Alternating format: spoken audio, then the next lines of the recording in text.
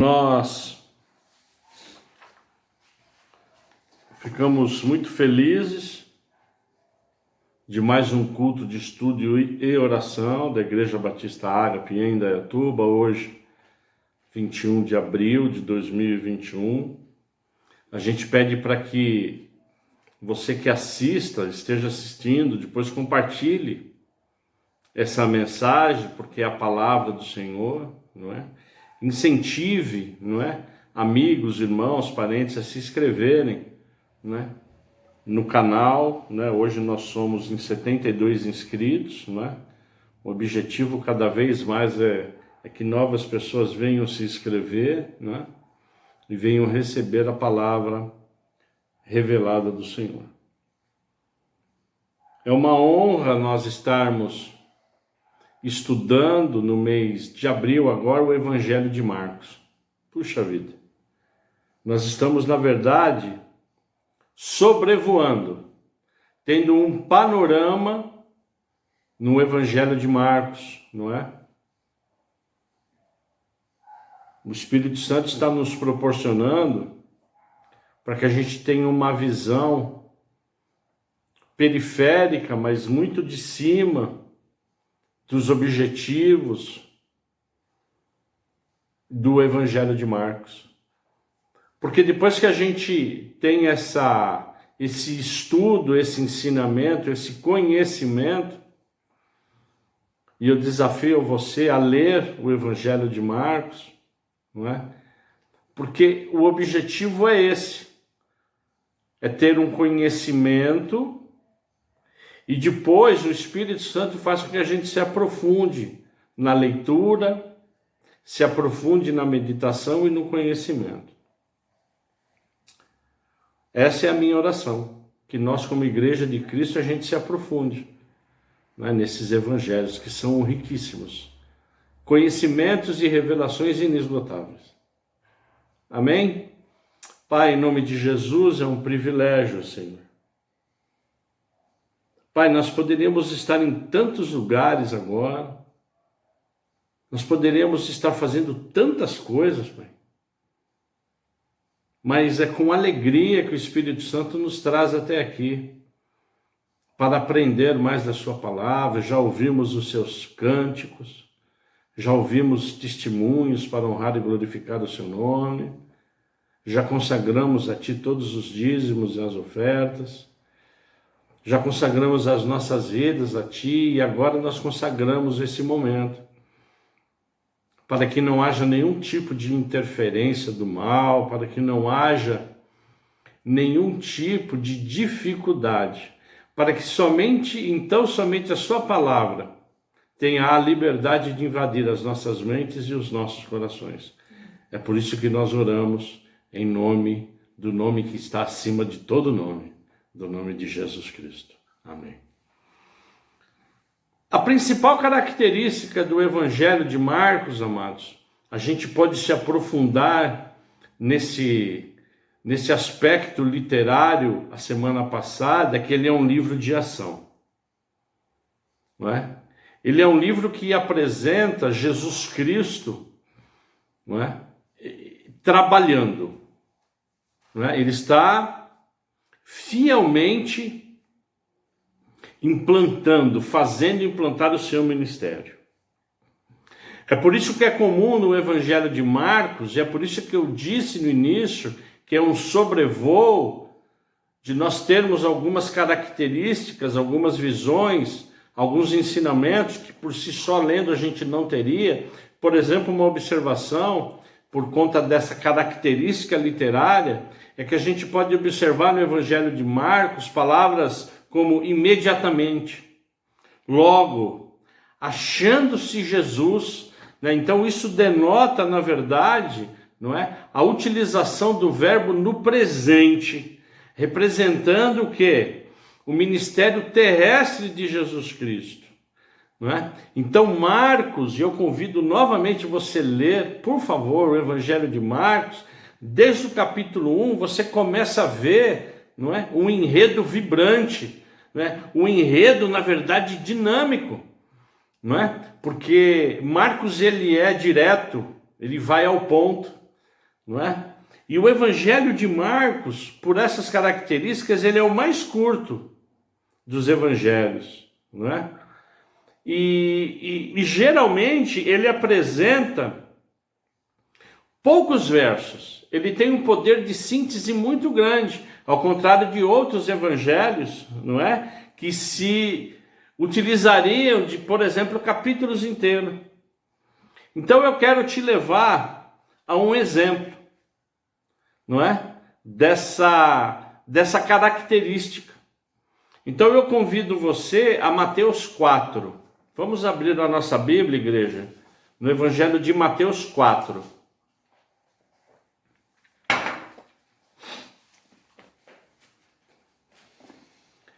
O Evangelho de Mateus 4, eu estarei lendo dos versos 1 ao 11.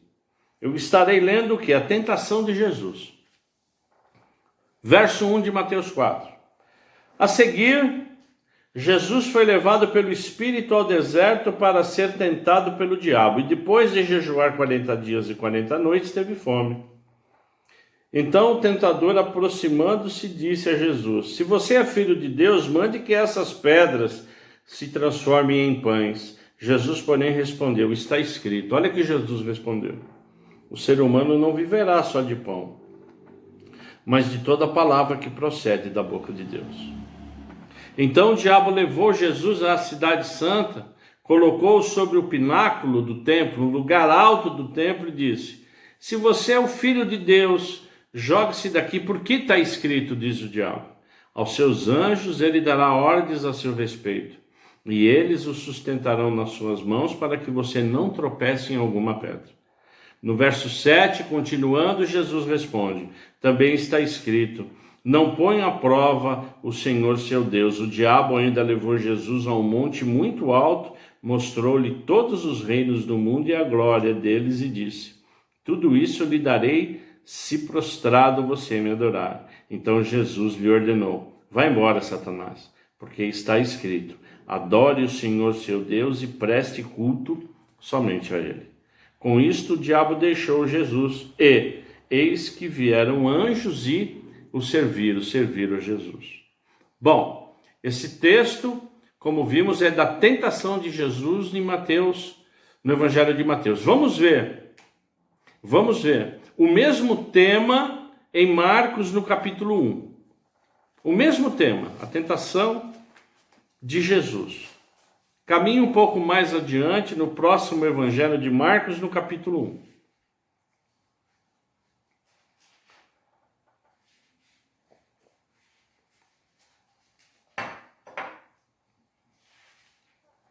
Marcos capítulo 1, igreja, versos 12 e 13, diz o seguinte a palavra: e logo o Espírito conduziu Jesus ao deserto, onde ficou durante 40 dias, sendo tentado por Satanás. Estava com as feras e os anjos o serviram. Olha o poder de síntese do evangelista Marcos. Olha o poder de síntese do evangelista João Marcos.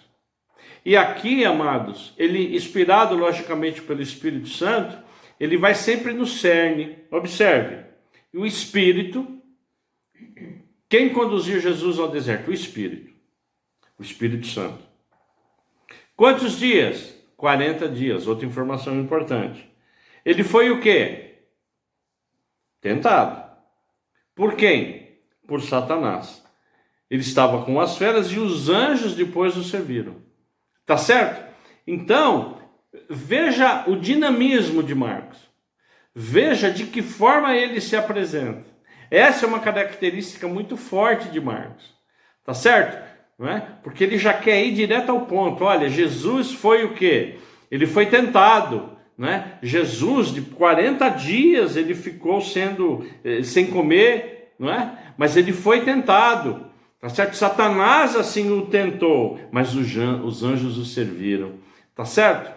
Agora, é evidente, não é? Que quando a gente estiver lendo o Evangelho de Marcos, eu te convido também para você, dentro do possível, não é? Observar, por exemplo, o Evangelho de Mateus que nós já lemos. Agora, eu gostaria de que a igreja observasse um ponto muito importante que está em Mateus. Um ponto muito importante. E é por isso que quando a gente está lendo, a gente precisa meditar e prestar um pouco atenção, se aprofundar mais, porque lá em Mateus, na narrativa de Jesus Cristo sendo tentado, observe o verso 5 de Mateus 4.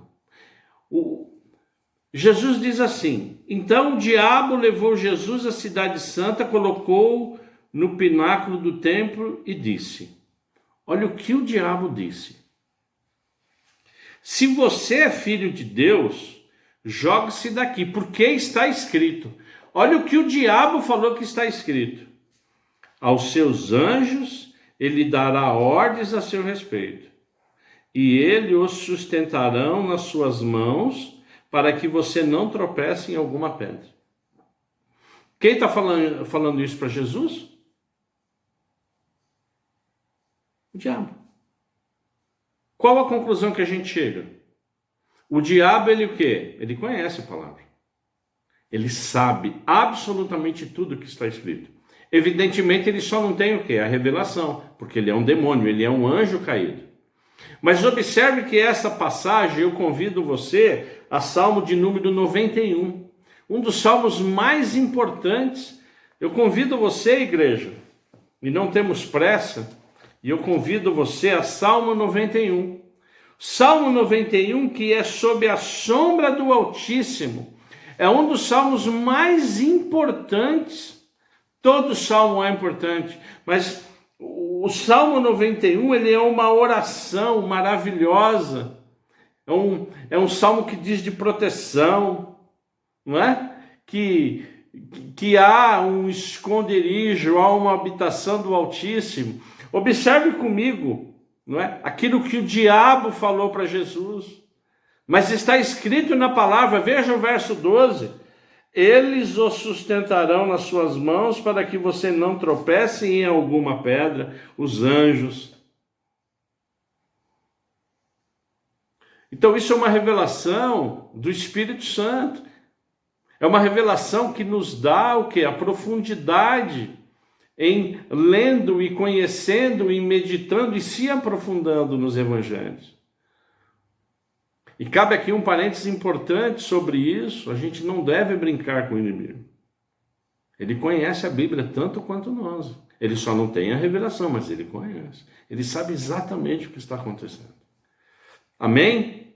Amém? É claro que nós já vencemos, é claro que o sangue do Cordeiro, que Deus, que é bem maior do que a gente sabe. Mas o que a gente não pode, tá certo? É se descuidar. A gente precisa estar realmente sempre atento. Amém, igreja? Desta forma, não é? Desta forma, o Evangelho de Marcos, ele sempre vai buscar, de uma forma dinâmica, apresentar o quê?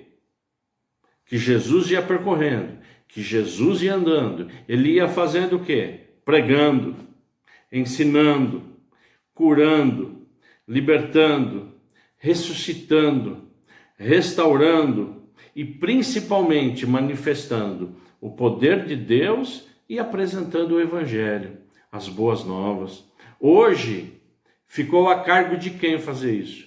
Da igreja de Jesus Cristo. Amém? Tá certo? Então, Marcos, ele nos dá, não é? Ele nos dá isso, tá certo? Essa ação, essa virtude, não é? Jesus Cristo com isso, não é? Jesus Cristo com isso, ele sempre que vai apresentando o Evangelho, sempre que vai pregando a palavra, sempre que vai restaurando, chega um ponto no Evangelho de Marcos que é o ponto central. É um ponto, na verdade, amados, que a gente precisa marcar. Eu convido você ao Evangelho de Marcos 10:43. Eu convido a igreja ao Evangelho de 10, a partir do verso 43.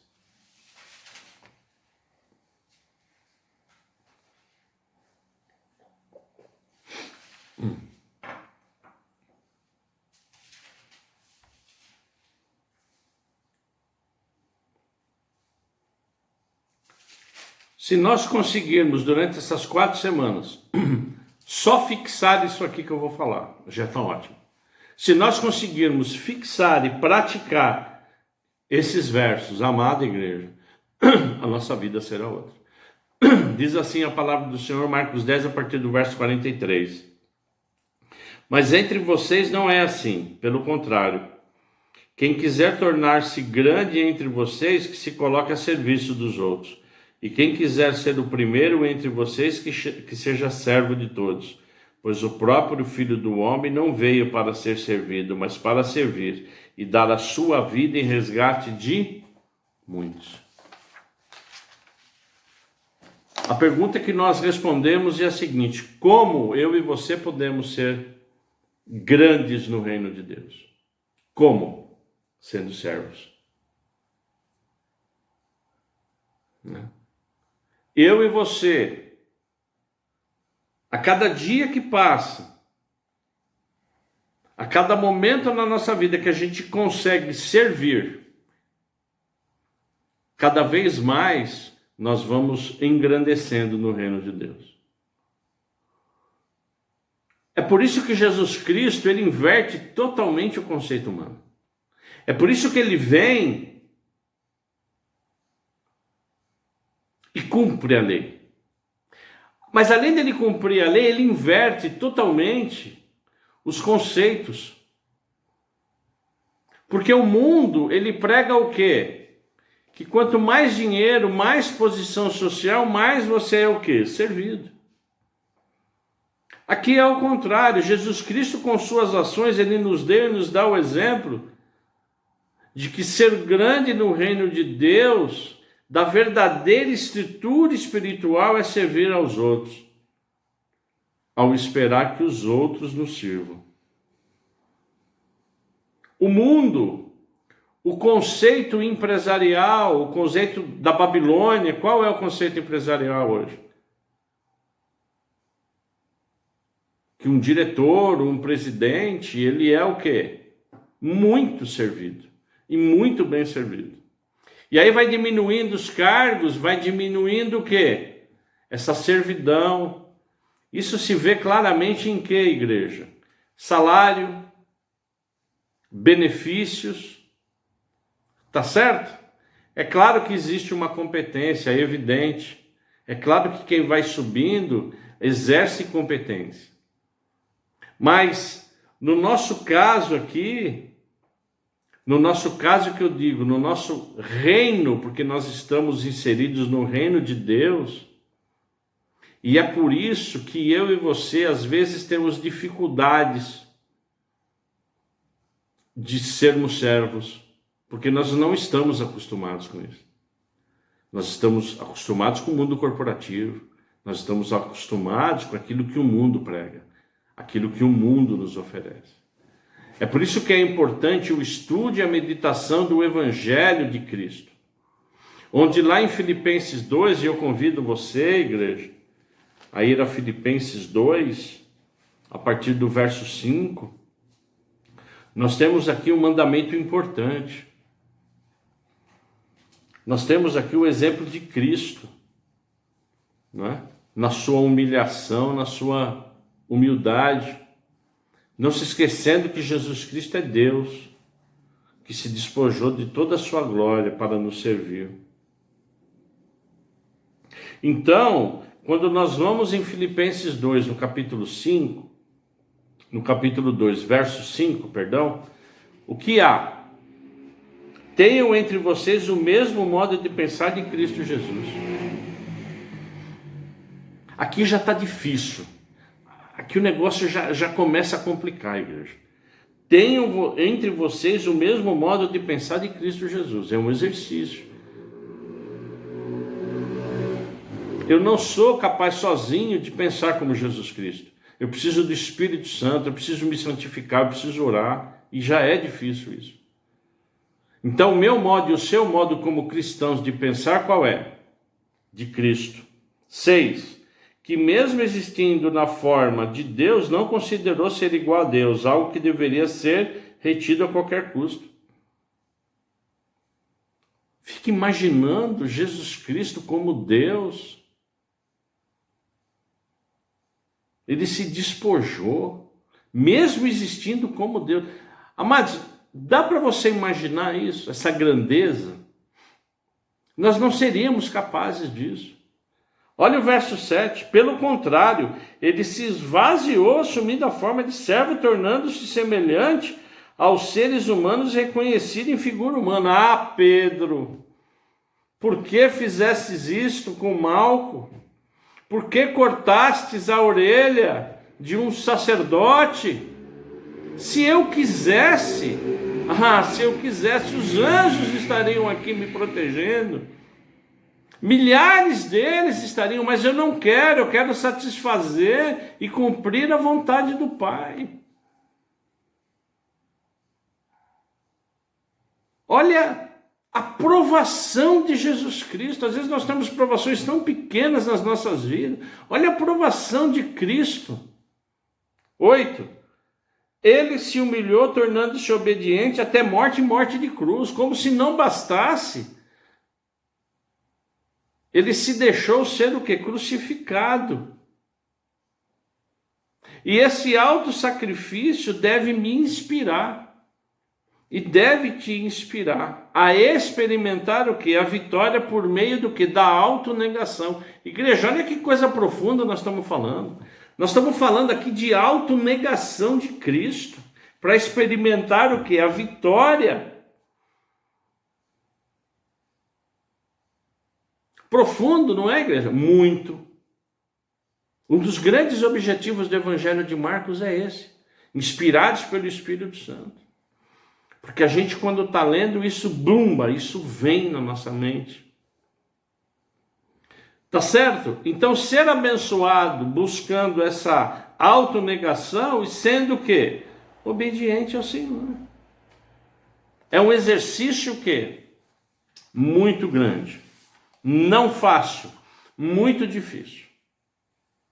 É por isso que Marcos 10:45, que é o ponto central, o verso-chave, ele diz: pois o próprio Filho do Homem não veio para ser servido, mas para servir e dar a sua vida em resgate de muitos. Servir até o ponto de entregar a sua própria vida. Se humilhando. Amém? Concluindo, o resgate de Cristo nesse verso sugere o quê? A ideia de libertação e a vida de Jesus Cristo é o preço dos resgates a ser pago. Amém?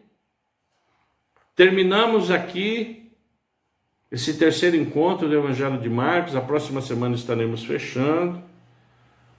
Mas nessa noite eu quero orar. Em nome de Jesus Cristo. Se ainda não iniciamos, mas que se inicie, em todos aqueles que estão ouvindo essa mensagem, para sermos mais servos fiéis, humildes e obedientes a Deus. É um exercício que requer jejum e oração. Né? E é um bom exercício para a gente começar aqui em casa, da minha vida. Né? Tá certo? É difícil, não é fácil. Tá certo? Não é fácil praticar a palavra, tá certo? Mas que a gente tenha essa consciência e oremos. Porque nós, enquanto estivermos aqui, né, nós devemos melhorar. Tá? A cada dia que passa, a gente deve buscar o quê? Melhorar. Ter a mente de Cristo. Ter as atitudes de Cristo. Né? Só assim poderemos ser chamados cristãos. Pai, em nome de Jesus, é um privilégio essa noite, Deus, estarmos na sua presença. Muito obrigado. A minha oração em nome de Cristo, em nome de Jesus Cristo, é que o Senhor nos dê, Pai, mas a capacidade de sermos humildes. Que o Senhor nos dê mais a capacidade de servirmos. Pai, nos dê a oportunidade de sermos servos nas nossas casas. O pai servindo os filhos, a mãe servindo os filhos servindo os pais, numa comunhão e cada vez maior, Pai, buscando o exemplo de Jesus Cristo, o exemplo maior, que se despojou totalmente, não é, para servir. E não apenas isso, deu a sua própria vida em resgate de muitos. Em nome de Jesus Cristo, Pai, eu te peço que a nossa igreja continue a ouvir a sua palavra. Eu oro em nome de Jesus para que o Senhor continue fazendo com que a gente busque cada vez mais a sua palavra, a revelação da sua palavra para nós, para nossos ministérios. Em nome de Jesus Cristo eu oro agradecidos. Em nome de Jesus, amém.